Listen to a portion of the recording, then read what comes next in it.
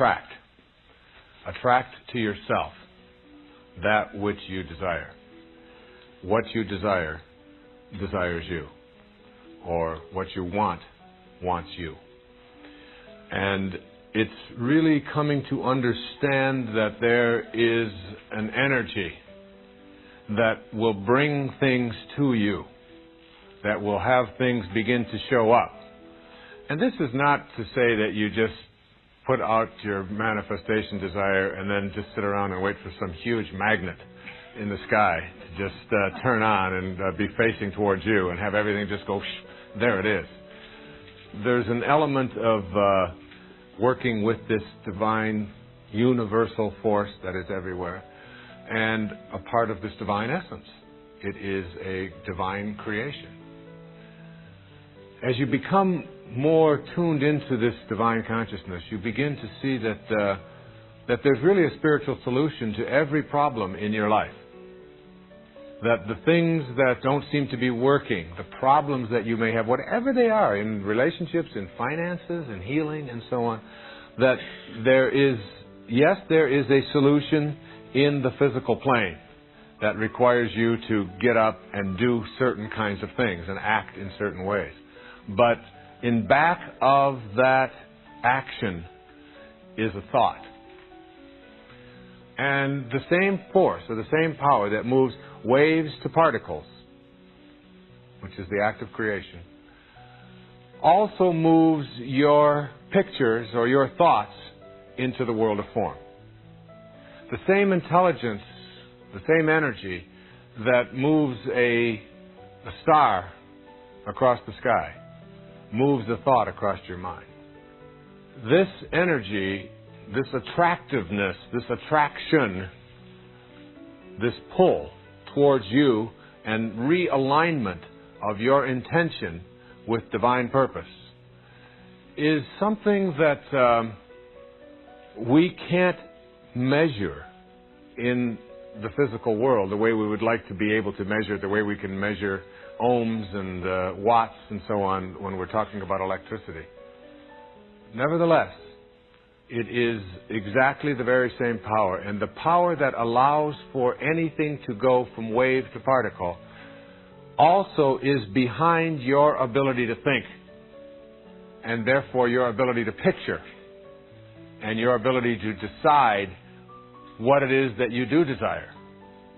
There is something inside of you that allows you to desire something. It isn't the desire I'm talking about. I'm talking about that which gives birth to it, that which allows it to be.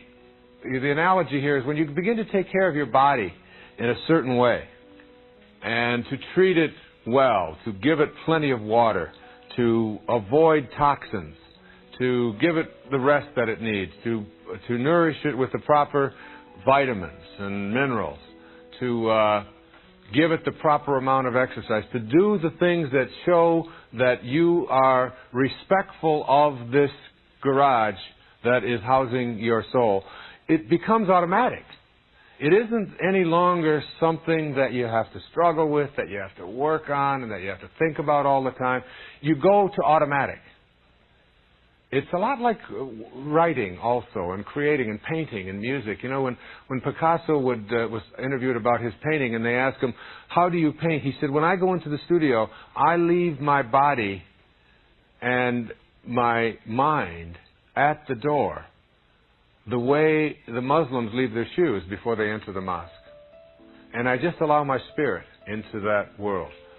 The spirit, this soul, this force that I have talked so much about in this whole entire program, is really a power of love that you feel in your heart. It isn't something that you process with your mind.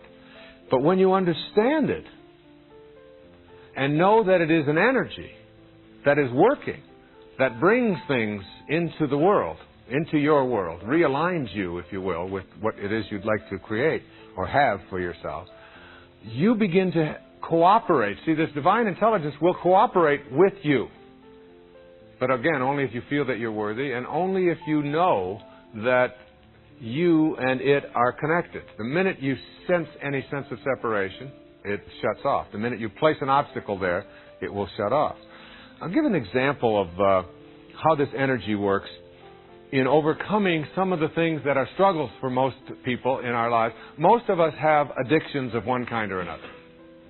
Almost everyone suffers from some form of addiction. And when I say addiction, I'm talking about something that seems to have more power or control over us than we would like if things were to be perfect. So for some, it's sugar. For some, it's alcohol. For some, it's drugs. For some, it's food. For some, it's approval. Needing to be a part of the tribe. What will they think? Remember the mantra of the tribe. In terms of understanding this as a power and as an energy, I would like you to think of back to the room that I talked about earlier. And your back is against the wall, and everything to the right, even though we know that it's all one. Spirit, God is in everything. Okay? But for purposes of seeing it here, listening to it here, we go back to the room, and everything on the right represents the physical world. Now let's look at an addiction. Something that owns us. There are three aspects to an addiction. This can be an addiction to money. This can be an addiction to power. Also anything at all. For many in our culture, it is to drugs and to alcohol. A problem that we are going to have to resolve, not with legislation, but with a new spiritual awareness. The only thing that ever has seemed to work for getting people off of addictions is AA, Alcoholics Anonymous, which has as its base spirituality, God. Finding the solution to that which controls you in something other than that which is external to you. Finding it within yourself. And I speak from experience. Today I am a camel. A camel is an animal that starts his day out on his knees, and it ends its day on its knees. And it can go 24 hours without a drink. And there was a time when I didn't and I couldn't. And I played around with substances. And I played around with alcohol. And I drank it every day. Not enormous amounts. Never in serious trouble like DUIs and things like that. But just so that it was just a part of my daily life. And then I found as my life and my work moved more into a spiritual dimension, that it became less and less important to me. And I found that I was able to sort of notice it and observe it and no longer be attached to it. So that if you look at an addiction from everything to the right-hand side of your room in the physical plane, there are three aspects of it, all of which are in the physical domain. There is the craving, there is the craver, and there is that which is craved. And all of those are on the right-hand side of the room. The craver is the person, the body. The craving is the thought, the image. I want that, I need that, I must have that. It's different from the craver. And that which is craved, which is external to me.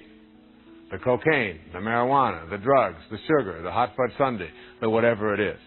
And it's all in the physical domain. And as long as you stay here in the physical domain and try to deal with it and get rid of it in your life, you are still trapped because you haven't gone to your source. The source is the way you transcend the duality of the physical plane. And so, when you go to your source and go to the left-hand side of the room and become your source and now become the witness and observe that and just notice it and just put your attention on it and just watch it with love, which I'll be talking about in the next principle, and just observe it from a perspective of I am connected to that, it is me, I have become it, and I can also transcend it and go beyond it by just putting my attention on a new aspect of myself, which is pure. And so from the position of the source, or the sorcerer, you just watch it. And it's not you. You're free from it. You are just noticing, oh, there goes Wayne again. He's going to have another beer. And he thinks he really must have this and all. But from the perspective of the witness, of the observer over here, you are pure love. Because that's what God is. That's what the higher part of you is. Just pure unconditional love. And you direct that energy to that aspect of you which has allowed itself to be addicted. And it disappears. When I left those things behind many, many years ago in my life, it was as a result of saying and hearing a voice. And the voice said, "You've tried everything else. Now try me."